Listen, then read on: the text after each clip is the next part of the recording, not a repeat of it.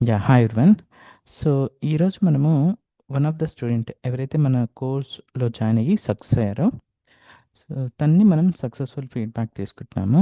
So, actually it will help for the new participants ఎవరైతే మన కోర్స్‌లో జాయిన్ అయ్యి జాబ్ కోసం సెర్చ్ చేస్తున్నారో, సో, వాళ్ళకి హెల్ప్‌ఫుల్ అవుతాయి. లైక్ ఈ సక్సెస్ అయిన పర్సన్ ఫాలో అయిన టిప్స్ ఏంటి? తను ఏం స్ట్రగుల్స్ ఫేస్ చేశాడు?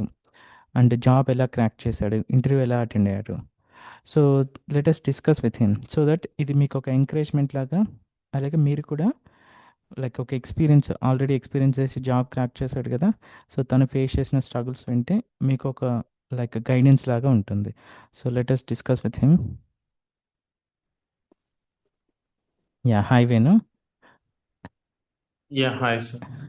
సో లైక్ మీరు ఆల్మోస్ట్ ఇప్పుడు మన కోర్స్ జాయిన్ అయిన తర్వాత జాబ్లో జాబ్ క్రాక్ చేయగలిగారు కదా. సో మీ గురించి like first you start with your background. మీరు ఎక్కడి నుంచి స్టార్ట్? యాక్చువల్గా ఏంటంటే నేను ప్రీవియస్ గా సపోర్ట్ మీద వర్క్ చేశాను సార్ 3+ ఇయర్స్.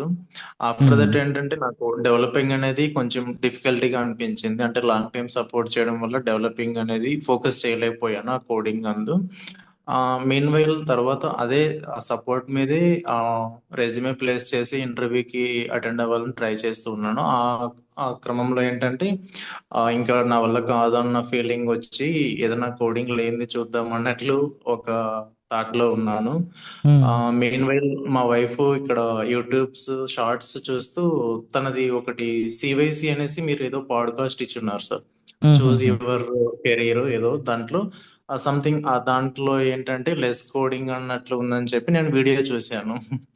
ఆ వీడియో చూస్తే ఓకే ఇది మనకు వర్కౌట్ అవుతుంది అన్నట్లు మా వైఫ్ సజెస్ట్ చేస్తే ఓకే ఒకసారి చూద్దాము అన్నట్లు నేను నా ప్రీవియస్ డొమైన్ నుంచి ఇక్కడికి సిఆర్ఎం మీద స్విచ్ అవ్వడం జరిగింది. అనుకున్నట్లుగానే వెంటనే 2 to 3 days బ్యాక్ మీరు బ్యాచ్ స్టార్ట్ చేస్తున్నారు సార్. యాక్చువల్గా